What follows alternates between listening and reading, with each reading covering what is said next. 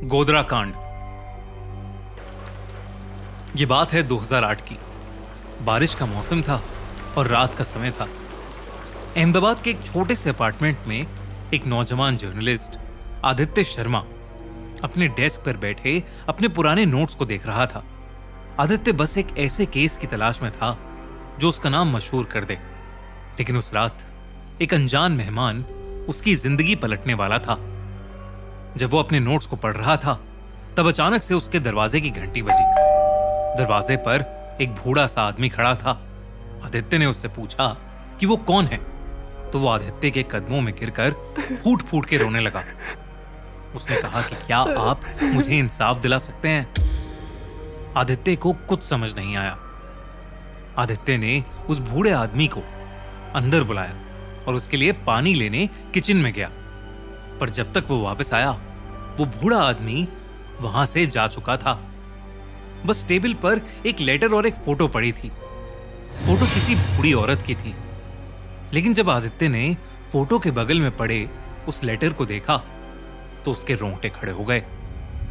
उस लेटर में लिखा था कि वो फोटो वाली औरत उस बूढ़े आदमी की पत्नी थी और वो गोधरा कांड में जलकर मर गई थी। उस लेटर में उस आदमी ने आदित्य से उसकी पत्नी के कातिल को ढूंढ के उसे इंसाफ दिलाने की रिक्वेस्ट की। पर क्या था गोधरा कांड?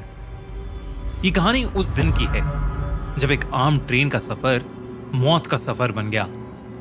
एक ऐसी भयानक घटना जो शुरू हुई एक आम सफर से लेकिन खत्म हुई कई लोगों की जिंदगी की तबाही के साथ। और उसके बाद गुजरात में कुछ ऐसा हुआ जो कभी किसी ने नहीं सोचा था।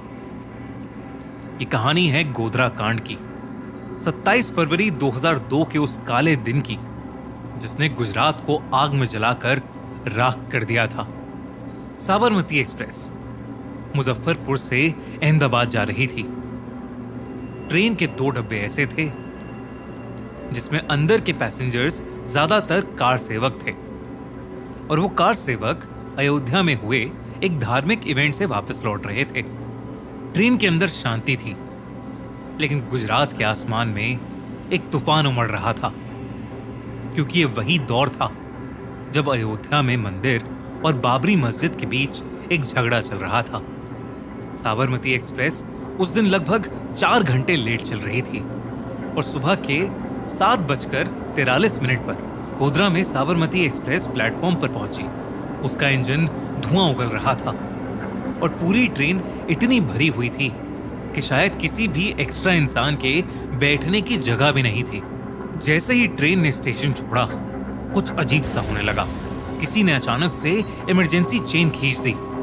चेन खींचते ही ट्रेन रुक गई। रिपोर्ट्स के मुताबिक चेन बार बार खींची गई थी। कुछ ही पल बाद वहां एक भीड़ जमा होने लगी।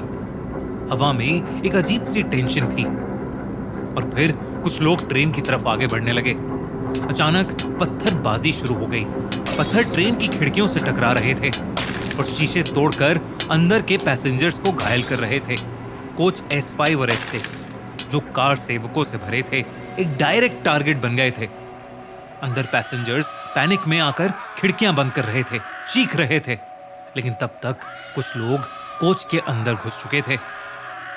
एक पेट्रोल का कंटेनर कोच के अंदर फेंका गया और फिर एक चिंगारी ने उस पेट्रोल को आग बना दिया। आग की लपटें इतनी ज्यादा तेज हो गईं कि बस हवा में लोगों की चीखें सुनाई दे रही थीं। सिर्फ कुछ ही मिनट्स में पूरा कोच जलकर राख बन गया था। जब तक लोकल पुलिस और रेस्क्यू टीम वहां पहुंचे 49 लोग मारे जा चुके थे। लोकल लीडर्स ने बॉडीज को खुले ट्रकों और टेम्पो में रखा और 16 सिविल हॉस्पिटल ले गए। तब तक टीवी न्यूज चैनल वाले लोग वहां पहुंच चुके थे और ये सब लाइव टेलीकास्ट किया जा रहा था। जब शहर के लोगों ने जली हुई लाशें देखी तो सड़कों पर भीड़ इकट्ठा होने लगी और धर्म के नाम पर नारेबाजी शुरू हो गई। इस तरह शुरू हुए गोधरा के वो भयानक दंगे जो लगभग पूरे गुजरात में फैल गए।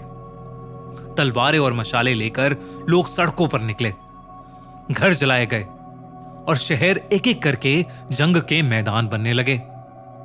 उन दंगों में गुजरात का हर कोना आग और खून के दरिया में डूब गया और हजारों लोग मारे गए।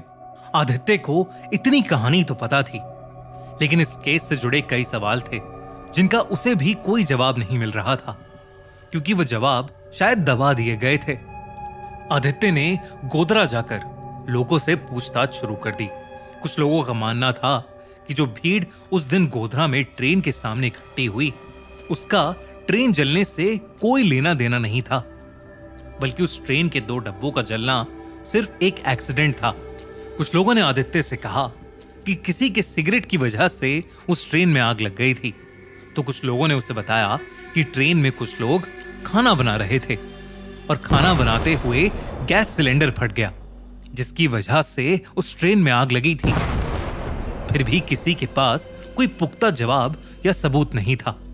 आदित्य को यह भी समझ में नहीं आ रहा था कि जो भीड़ इकट्ठी हुई थी, वो आखिरकार वहां कर क्या रही थी।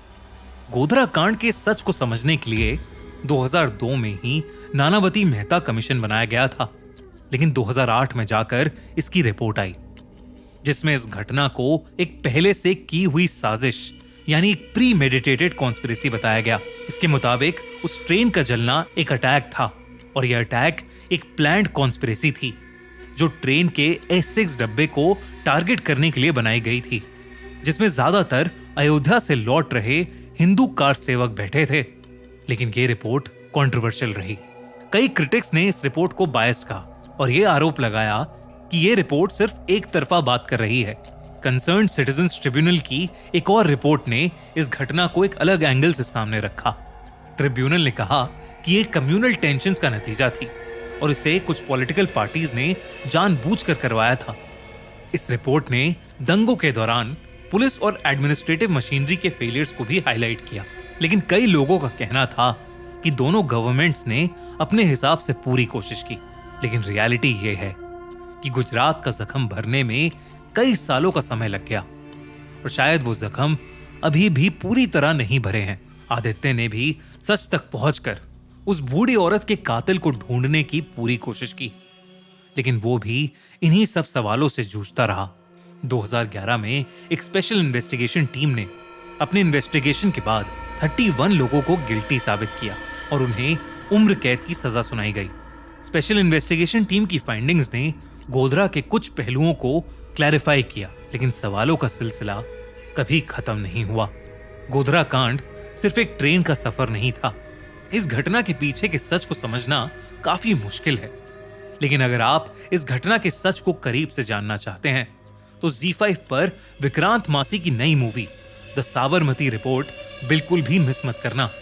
साबरमती रिपोर्ट इसी गोधरा कांड के इन्वेस्टिगेशन के ऊपर बेस्ड है और फ्रैंकली एक आई ओपनर है। मूवी में एक हिंदी रिपोर्टर समर कुमार जब 2002 के गोधरा कांड को कवर करने जाता है तो उसे ऑन ग्राउंड कुछ अलग ही सच पता चलते हैं, जिसे उसका न्यूज चैनल दबा देता है और उसे नौकरी से निकाल देता है। लेकिन फिर कुछ साल बाद वो फिर से इस केस का सच जानने में लग जाता है। क्या समर कुमार सच जानने में कामयाब होगा? गोधरा कांड को अब 23 साल हो चुके हैं, लेकिन उसके ऊपर अब जाकर कोई मूवी बनी है जिसने इतने डिटेल में सब कुछ बताया है। तो जल्दी से जाओ और ZEE5 पर द साबरमती रिपोर्ट को चेकआउट करो।